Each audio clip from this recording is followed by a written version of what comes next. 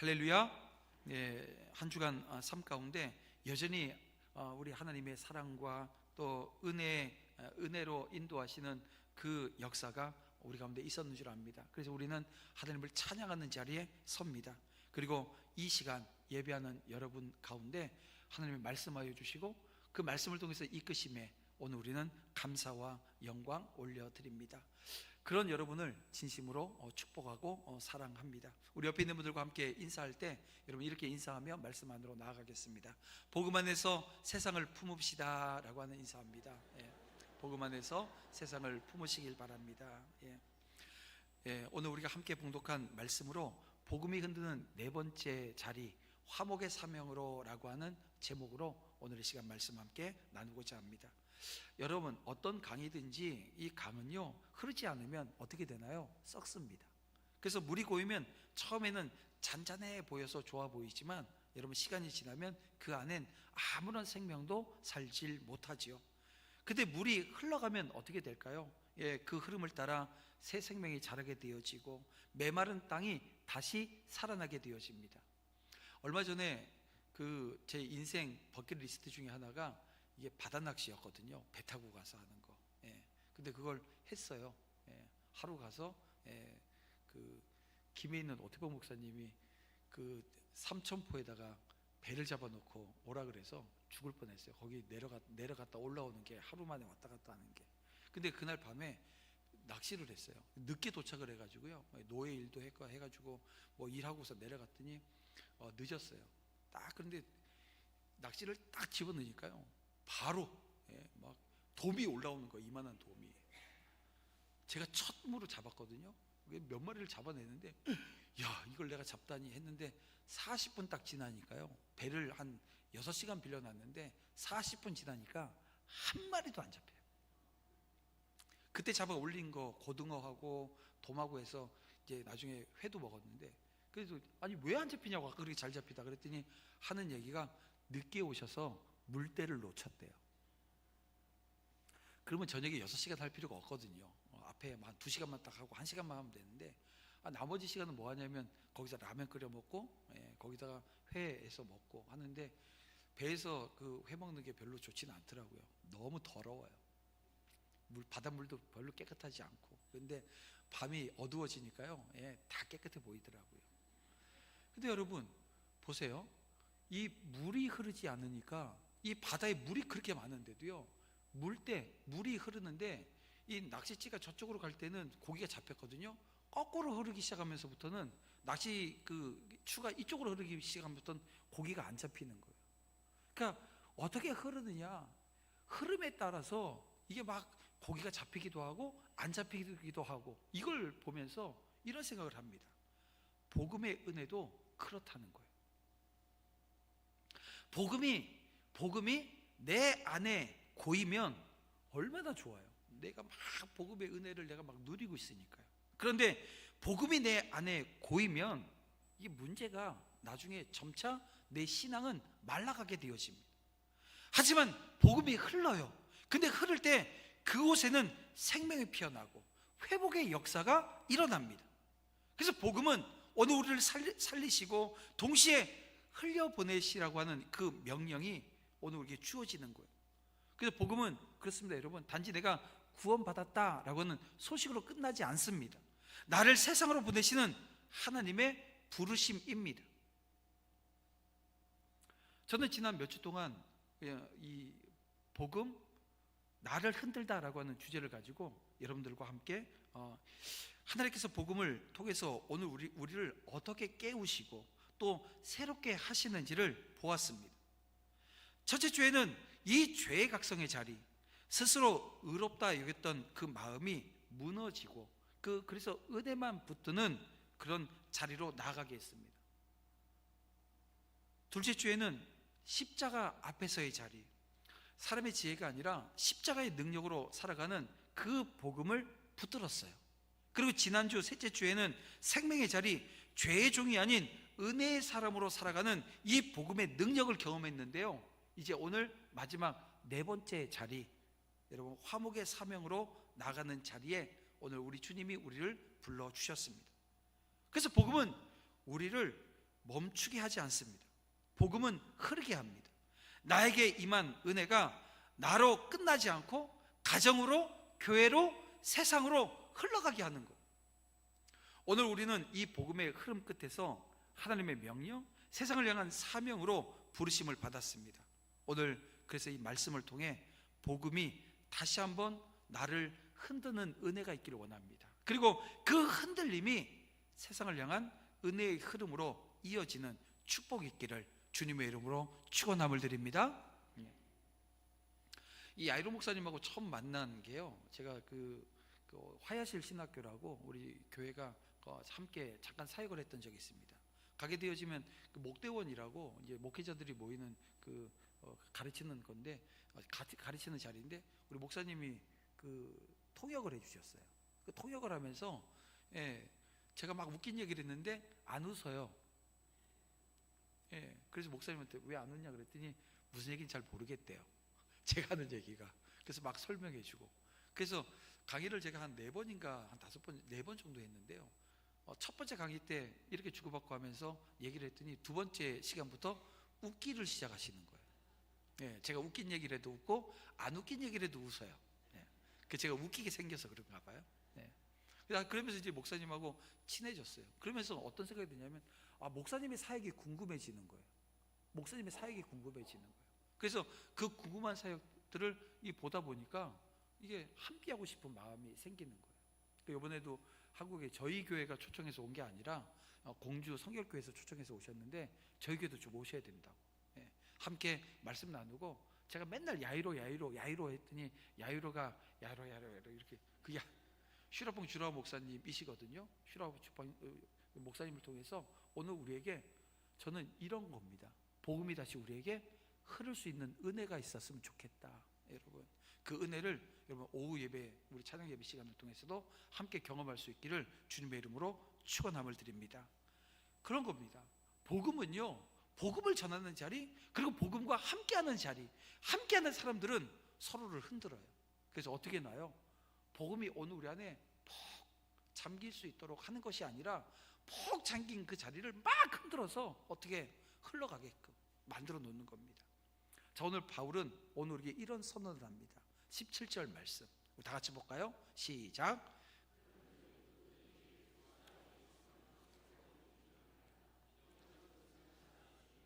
새 것이 되었도다. 여러분, 이 한 구절이 이 복음의 능력을 가장 명확히 드러냅니다. 복음은 단지 우리의 잘못을 덮어주는 소식이 아닙니다. 내가 잘못했으니까 덮어줄게, 이런 얘기가 아니라 존재 자체를 새롭게 창조하는 능력입니다. 자, 오늘 이 17절 말씀, 새로운 피조물이라고 하는 이 새로운, new, 영어로 new인데요, 이 새로운이라고 하는 이 단어는 카이노스라고 하는 헬라어입니다. 여러분, 이 단어는 시간상의 새로운 것을 이야기하는 것이 아니라 여러분 질적으로 완전히 다른 것을 의미합니다. 그래서 복음 안에서의 이 새로움이라고 하는 것은 리폼, 여러분 개조가 아닙니다. 리크리에이션, 재창조를 말하고 있는 거예요. 예를 들면 이런 거죠. 집이 낡으면 어떻게 돼요? 수리를 합니다. 그러니까 페인트 칠을 하고 수리를 하게 되어지는데요, 근데 그걸 이제 수리를 하는 게 아니라 이제 그 기초부터 새로 짓는 것을 뭐라고 얘기하죠? 건축이라고 하죠. 재건이라고 이야기를 합니다. 여러분, 복음은요, 오늘 우리를 수리하는 게 아니라 재건하는 것입니다. 겉모습을 고치는 것이 아니라 존재의 기초를 새롭게 세우는 것입니다. 그래서 바울은 17절 말씀을 다시 한번 보면, 이전 것은 지나갔으니 보라 새 것이 되었도다라고 말합니다. 여러분, 지나갔다라고 하는 말은 단순히 시간이 흘렀다라고 하는 뜻이 아니거든요. 이 헬라어 원어를 보게 되어지면 사라지다, 효력을 잃다, 그리고 지나가 버리다 라고 하는 의미를 담고 있습니다.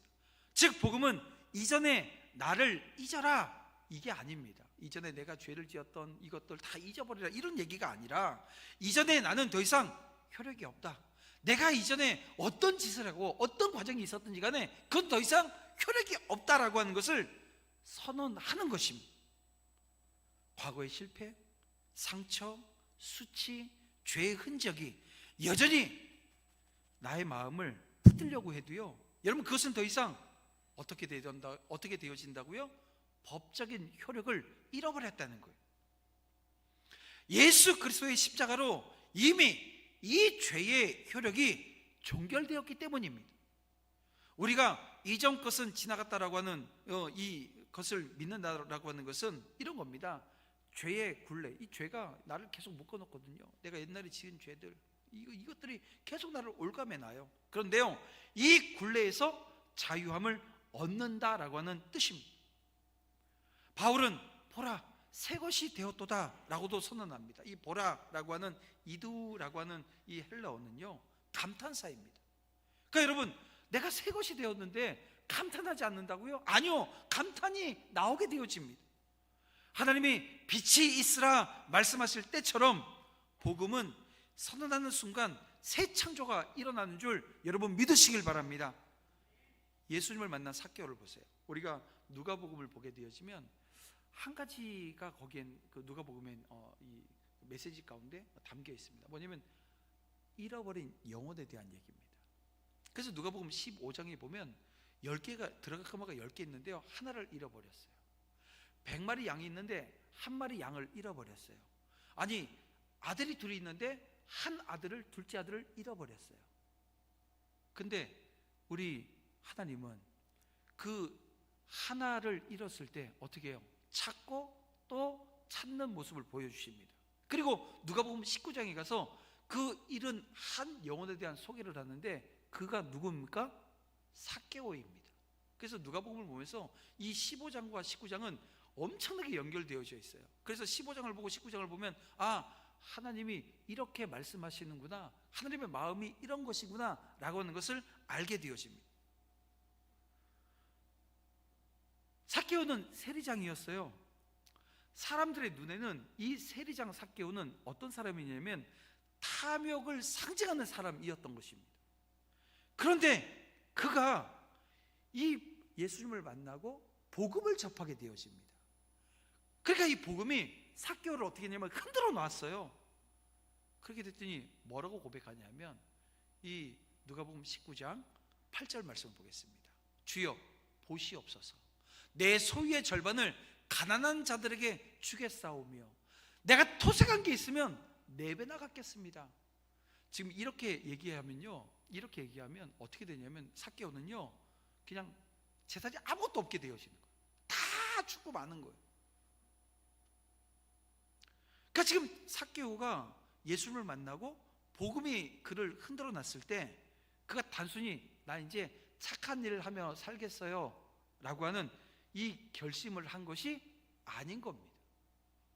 그는 완전히 새로운 존재가 되었던 것입니다. 이제는 돈이 아니에요. 그는 이때까지 돈이 자신의 삶을 주장했거든요. 그런데 이제 그 주인이 바뀌어버렸어요. 이제는 돈이 아닙니다. 복음은 바로 이런 변화를 만듭니다. 즉 삶의 중심이 나에서부터 어디로요? 하나님으로 옮겨가는 이 변화를 말하는 것입니다. 사랑하는 성도 여러분, 새 피조물은 과거형이 아니라 현재형입니다. 여러분, 되었다, 보라 새 것이 되었도다. 이 되었다라고 하는 동사는 헬라어로 보면 완료 시제예요. 이 헬라어에서 완료 시제라고 하는 것이 어떤 의미냐면요, 이미 이루어졌지만 지금도 그 결과는 계속되고 있다라고 하는 뜻이 되거든요. 다시 말하면 이런 겁니다. 우리는 단번에 변화되었습니다. 오늘 우리가 서서히 변화되어지는 것이 아니라 단번에 왜냐하면 예수님을 만나게 되어지면요, 그 만남이 오늘 우리에게 주는 변화는 강력합니다. 하지만 단번에 변화되었지만 그 새로움의 역사는 지금도 계속 우리 안에서 일어나고 있다는 것입니다. 그래서 복음은 오늘 우리를 흔듭니다. 어떻게 해요? 너는 더 이상 과거의 사람이 아니다. 이전에 죄와 이 상처에 머물지 말고 새 사람으로 살라는 거예요. 한 교회에서 새가족반을 이제 마쳤는데 새가족반을 마치고 한 성도가 이런 고백을 하더라는 거예요. 목사님, 저는 이제 교회를 나오기 시작하면서 이제 저 잘 살아야 되겠어요. 정말 잘 살려고 내가 교회에 왔어요. 이 마음으로 교회를 왔는데 새가족 공부를 마치고 나서 어떤 생각을 했냐면 이제 살아난 존재구나 라고 하는 것을 깨달았다고 목사님께 고백하더래요. 이제 나는 살아난 존재구나. 아니, 잘 살기 위해서 왔는데 복음을 만났더니 이제는 내가 살아난 존재라고 하는 걸 알았습니다. 얼굴에 생기가 돌더라는 거예요. 그렇습니다, 여러분. 복음은 그렇게 사람을 새롭게 합니다. 그리고 그 새로움은 가만히 있지 않습니다. 그 새 생명은 반드시 흐르게 되어져 있습니다. 하나님은 받은 은혜가 우리 안에 고이질 않길 원하세요? 그런데 흘러가게 되어지면요, 흐르는 그 곳마다 생명이 살아납니다. 그렇습니다, 여러분. 복음의 새로움은 머무는 은혜가 아닙니다. 여러분, 이 머무는 은혜가 아니라 흐르는 은혜입니다. 나를 살리신 복음이 이제는 누군가를 살리는 통로가 되어야 합니다. 내가 받은 내 생명이, 새 생명이 어떻게 해요? 가족에게, 이웃에게, 세상에 흘러가게 하는 거죠. 여러분, 그것이 새 피조물로 산다라고 하는 뜻인 겁니다. 사랑하는 성도 여러분, 복음은 오늘도 저와 여러분을 새롭게 빚어 가십니다. 과거의 상처, 여러분 실패, 수치, 여러분 그것은 여전히 저와 여러분을 묶어 놓으려고 해요. 하지만 여러분, 복음은 오늘 우리에게 말씀해 줍니다. 그것은 지나갔다. 봐라, 넌 지금 새 것이 되었어. 내가 고쳤을게, 이게 아니라 새 것이 되었노라고 말씀하시는 거예요. 이제 우리는 과거의 사람이 아니라 여러분 복음의 사람인 겁니다. 우리가 세상에서 그런 얘기하죠. 사람 고쳐 쓰는 거 아니라고. 이 되게 복음적인 얘기입니다. 고쳐 쓰는 게 아니라 어떻게 쓰세요? 새롭게 하여 쓰신다는 거. 여러분, 그 은혜의 자리, 저와 여러분이 함께 복음의 사람 되어서 정말 하나님께서 재창조의 역사가 오늘 우리 안에 일어났음을 기억하고, 오늘도 여전히 복음이 나를 흔드는 자리에 온전히 설 수 있기를 주님의 이름으로 축원함을 드립니다. 자, 18절에서 계속 이어서 바울은 이런 얘기를 합니다. 다 같이 보겠습니다. 시작. 모든 것이 하나님께로서 났으며 우리를 자기와 화목하게 하시고 또 우리에게 화목하게 하는 직분을 주셨으니. 복음의 놀라운 은혜가 여기 있습니다.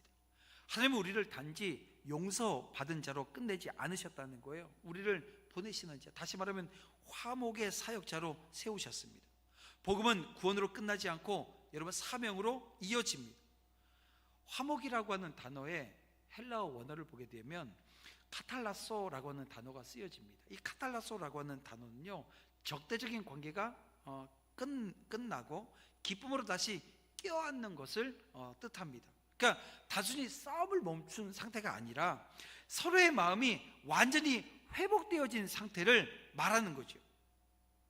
그래서 하나님께서 우리와 화목하셨다라고 하는 것은 이제 너 죄 없어, 이것으로 끝나는 것이 아니고요, 이제 나는 다시 너를 사랑하고 너와 함께 할게 라고 하는 선언인 것입니다.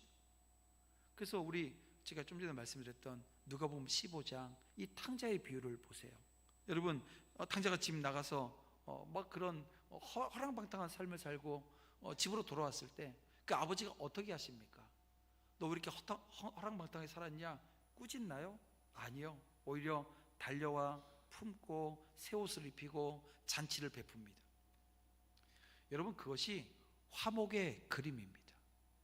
하나님은 우리를 꾸짖는 분이 아니라 품으시는 하나님이심을 믿으시길 바랍니다. 바울은 말합니다. 하나님께서 우리에게 화목하게 하는 직분을 주셨노라고 18절에서 다시 한번 말씀해 주시는데요, 여러분 이 직분이 디아코니아, 이 섬김의 사역을 지금 말씀하는 겁니다. 하나님은 복음을 맡긴 자를 단지 이론 전달자로 삼으시는 게 아니에요. 제가 지금도 오늘 하나님의 말씀을 풀어서 여러분들에게 설명해 드리고 있는 이 설교가 그냥 지식을 전달하는 것이 아니라는 것입니다. 여러분, 오늘 우리에겐 이론의 전달자, 지식의 전달자가 아니라 사랑의 전달자로 세우신 거예요. 오늘 우리가 이 말씀을 받아서 어느 자리로요? 사랑을 전하는 자리에 서는 거예요. 그래서 하나님은 우리에게 이렇게 말씀하십니다. 내가 너를 용서했으니 이제 너도 다른 이들을 용서해라. 내가 너와 화목해 되었으니 너도 이제 화목을 이루는 사람이 되라고 말씀하시는 거예요. 어느 신학자가 이런 얘기를 합니다. 하나님은 우리를 정답자로 부르신 것이 아니라 화목자로 부르셨다고. 왜 이런 얘기를 했을까요? 세상은요, 끊임없이 뭐가 옳으냐고, 이게 자기가 생각하는 게 정의라고 공의라고 생각해서 그걸 막 의라고 주장을 해요. 그래서 싸우는 거예요. 하지만 하나님은 우리에게 뭐가 옳은 거냐고 말씀하시는 것이 아니라 누가 용서할지를 찾으시는 겁니다. 그래서 교회는 논쟁의 장이 아닙니다. 여러분, 교회는 화목의 집이 되어야 합니다. 복음으로 흔들린 사람은 반드시 이 관계를 회복시키는 자리로 나가게 되어집니다. 여러분, 그 은혜의 자리에 저와 여러분 모두가 함께 설 수 있기를 주님의 이름으로 축원함을 드립니다. 그리고 바울은 이어서 19절에서 이런 얘기를 합니다. 곧 하나님께서 그리스도 안에 계시사 세상을 자기와 화목하게 하시며 그들의 죄를 그들에게 돌리지 아니하시고 화목하게 하는 말씀을 우리에게 부탁하셨느니라. 여러분, 이 부탁하셨다, 명령하셨다라고 하면 참 명료할 텐데 우리에게 부탁하셨다는 거예요. 여러분, 이 부탁하셨다라고 하는 이 말이 가지고 있는 의미가 뭡니까? 제가 여러분에게 누군가에게 뭐를 부탁을 했어요. 이거 좀 해주세요 라고 부탁을 하면 이게 부탁이 어떤 거냐면 위임에 대한 얘기입니다. 이 부탁은요, 위임의 언어입니다. 부탁해놓고 딴짓하고 있으면 그건 위임한 게 아니에요. 이거 좀 부탁드려요 하게 되면 위임한 겁니다.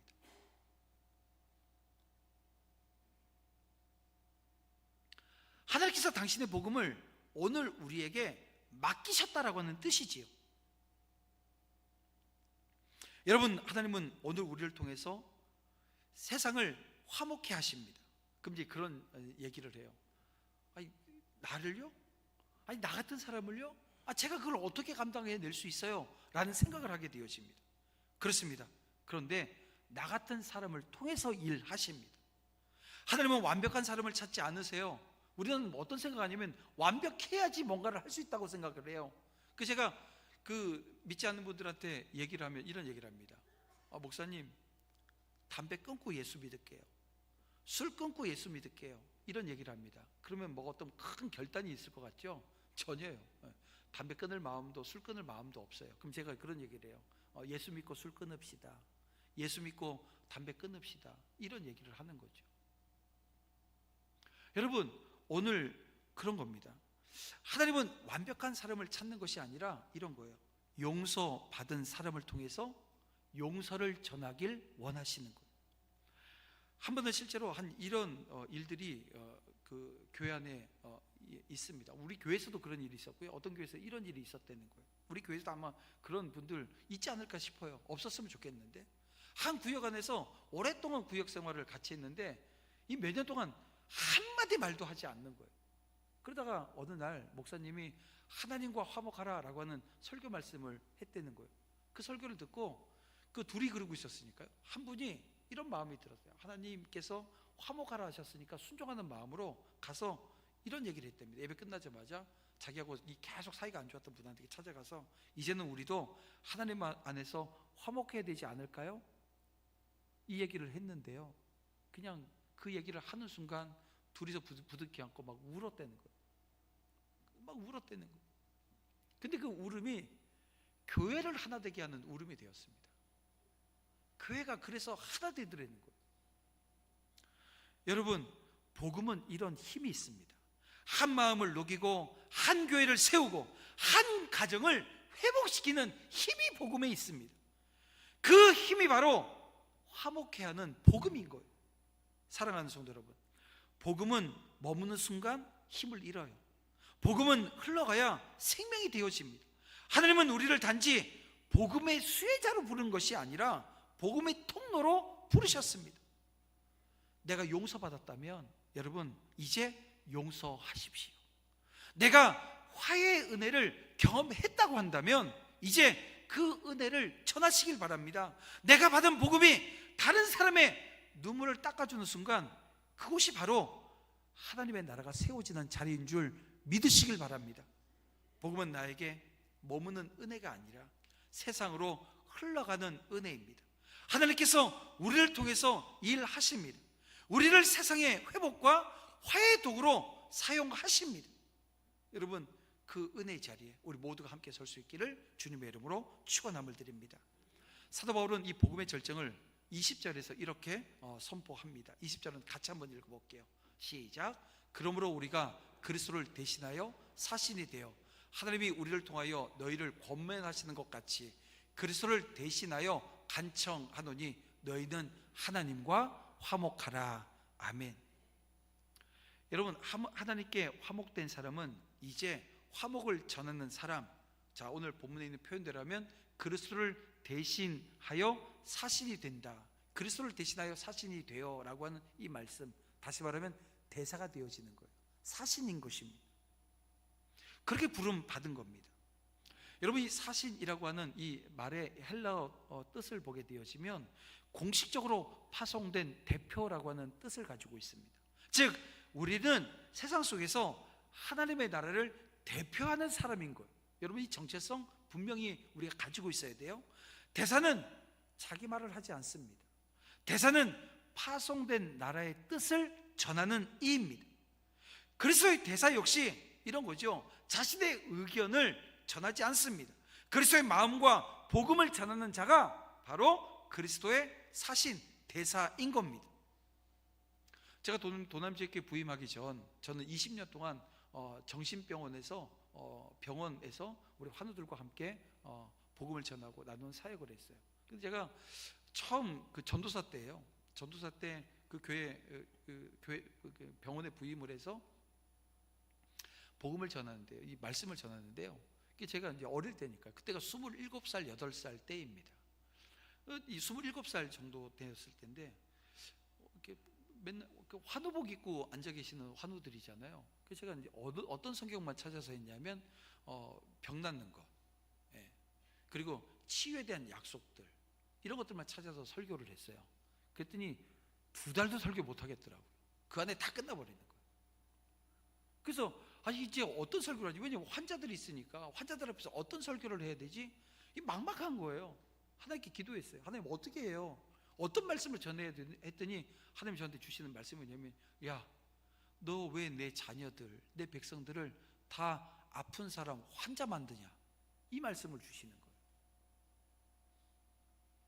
제가 오랫동안 그 교정위원으로, 지금도 현재 뭐 오랫동안 해서 가지는 않는데 교정위원 신분은 유지 교도소에 시켜주고 있더라고요. 근데 그 교정 사역을 할 때도 이 목사님들 그 초빙을 해서 말씀 전하게 하면 저한테 꼭 묻는 말씀이, 목사님 거기서 무슨 얘기 해야 돼요? 다 죄인이니까 예수 믿고 구원받아 하나님의 자녀 되었는데 그 설교 하면 돼요? 묻길래 제가 그랬어요. 목사님, 저 사람들은 육신의 죄를 졌지만 오늘 우리는 다 영적으로 죄인 아닙니까? 그러니까 죄인인데 예수 그리스도 그 보혈의 은혜로 말미암아 구원받은 하나님의 자녀 되었으니까요, 가서 지난주에 전했던 말씀이다. 그러니까 그냥 정말 은혜되는 말씀 전해주시면 되지, 그 죄라고 하는 이 단어 하나에 묶이게 되어지면 목사님 말씀 전하는 게 되게 어려울 거예요. 이런 말씀도 제가 나눴거든요. 왜냐면 제가 27살, 6살 때 경험했던 것이 계속해서 사역의 현장 자리마다 있는 겁니다. 제가 야이로 목사님이 통역해 주시는 그때도요, 가서 다른 거 제가 하지 않았어요. 뭐 했냐면, 저희 교회가 그 새가족 오시게 되어지면 새가족 공부했던 그 5주간 교재 있죠, 그걸 태국어로 다 번역해달라고 얘기를 하고 교재 한번 만들어 보라고 하고, 저는 그거 가지고 가서 왜냐면 다 목사님들 뭐 교육자들이니까요, 새가족이 오게 되면 최소 이것을 가르치시면 됩니다 하고 제가 전했던 거거든요. 새로운 것이 있는 것이 아니라, 대상이 뭐 이렇다 저렇다 해서 바뀌는 게 아니라 오늘 우리에게 주신 말씀 있게 말씀 전하는 자리에 서는 겁니다. 그때 제가 느낀 게 이런 거였어요. 지금도 제가 그 기억을 꺼내놓고 보면, 그때 내가 정말 이 말씀을, 이 복음을 너무 값싼 것으로 여기지 않았나, 이런 생각을 해보게 되어집니다. 다시 말씀드리지만 그리스도의 대사는 자기의 의견을, 자기의 뜻을 전하는 것이 아니고요, 그리스도의 마음과 이 복음을 전하는 자입니다. 대사란 파송하신 분의 영광을 위해서 서 있는 사람입니다. 오늘 우리는 세상 한가운데서 예수 그리스도의 명예를 걸고 살아가는 사람들입니다. 그래서 바울은 그리스도를 대신하여 간청하노니 너희는 하나님과 화목하라 라고 외칩니다. 간청한대요. 그리스도를 대신해서 간청한대. 여러분, 간청은 어떻게 하는 게 맞아요? 부탁해요 라고 하는 끝나지 않습니다. 이 간청의 헬라 원어를 보면요, 이런 뜻입니다. 눈물로 부탁한다 라고 하는 뜻을 가지고 있어요. 정말 눈물로 부탁하는 거예요. 눈물로 간청하는 거예요.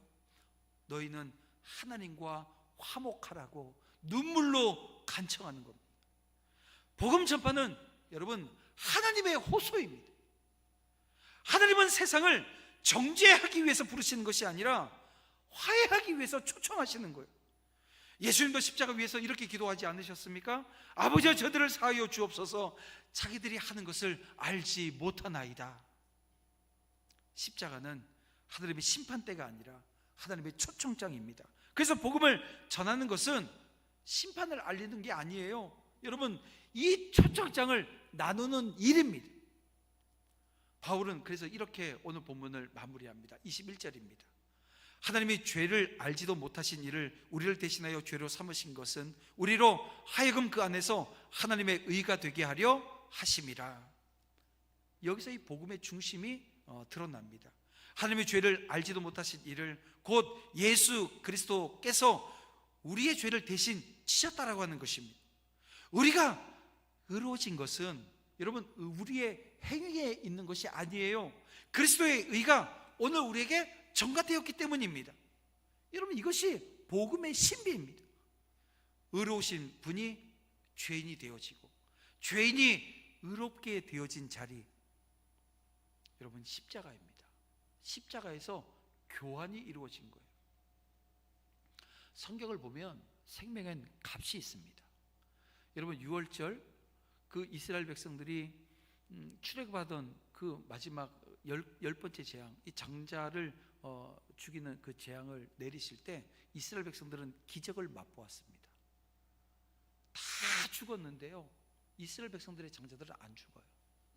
그래서 큰 은혜가 그때 임한 거죠. 근데 하나님은 그 은혜 끝에 뭐라고 말씀하냐면 그 장자들은 다 내 거라는 거예요. 그래서 이 장자들 대신 받은 것이 레위인들입니다. 숫자를 세가지고요, 이 정확해요. 10명? 그럼 10명. 근데 8명밖에 없어. 2명은요 생명 값을 내라는 거예요. 여러분, 오늘 저와 여러분은 이 생명엔 값이 있습니다. 근데 그 값을 여러분 돈으로 한번 치러보세요. 한번 치러보시라고요. 얼마를 내서 치를 수 있겠어요? 여러분들의 생명값을 얼마를 내면 되겠어요?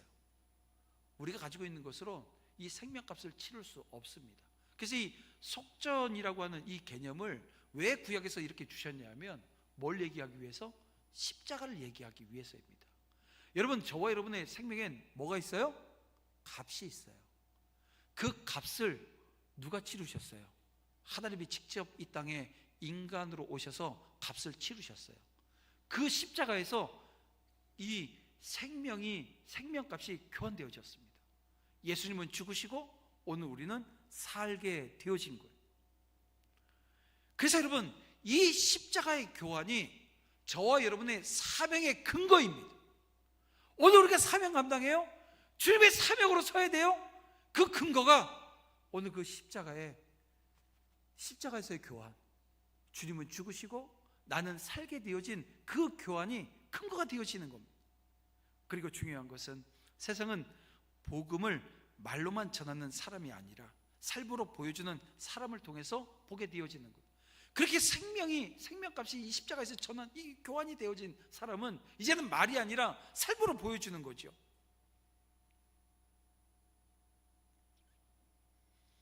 우리가 그리스도의 대사이자 그리스도의 편지인 겁니다. 하나님께서 우리를 통해서 세상에 이 복음을 쓰고 계십니다. 사랑하는 성도 여러분, 그래서 복음은 오늘 우리 안에 머물게 하려고 주신 것이 아니라고 하는 것을 분명히 아셔야 됩니다. 복음은 오늘 우리를 세상에 보내기 위한 하나님의 명령인 것입니다. 이제 교회 문턱을 넘어 세상으로 나아가셔야 됩니다. 그곳에서 웃음이 끊어진 자들에겐 소망을 줘야 되고요, 깨어진 관계 속에 있는 이들에겐 화해를 줘야 되고, 지친 영혼들에겐 하나님의 사랑을 전해야 합니다. 로마서 우리 1장 16절에서 사도 바울이 이런 고백을 해요. 내가 복음을 부끄러워하지 아니한다라고 하는 고백을 합니다. 이 말씀이 오늘 저와 여러분의 고백되어지길 원합니다. 복음은 단지 들려야 할 소식이 아니라 살려야 할 사람을 향한 하나님의 사랑의 외침입니다. 여러분의 한마디, 여러분의 기도, 여러분의 손길을 통해서 하나님은 오늘도 세상을 향해 말씀하십니다. 너희는 하나님과 화목하라. 사랑하는 성도 여러분, 복음은 우리를 흔들어 죄의 자리에서 일으키셨고 십자가 앞에 세워 은혜를 깨닫게 하셨으며 이제 새 생명의 그 자리에서 사명의 사람으로 부르십니다. 복음은 머무는 것이 아니라 흘러가야 합니다. 은혜는 저장되어지는 것이 아니라 나누는 것입니다. 복음을 받은 사람은 반드시 누군가에게 복음을 흘려보내게 됩니다. 오늘 그래서 이 시간 저와 여러분은 고백해야 됩니다. 주님, 저를 세상 속에 화목의 그 대서로 불러주시니 감사함을 드립니다.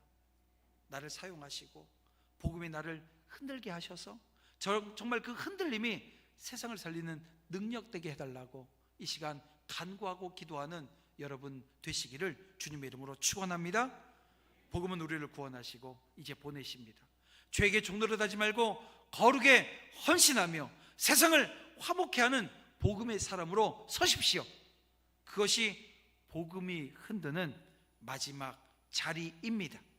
이 시간 우리 주의 은혜라 함께 찬양하면서 다시 한번 복음이 흔드는 이 마지막 자리에 온전히 은혜로 서는 우리 모두가 되어지기를 주님의 이름으로 축원함을 드립니다.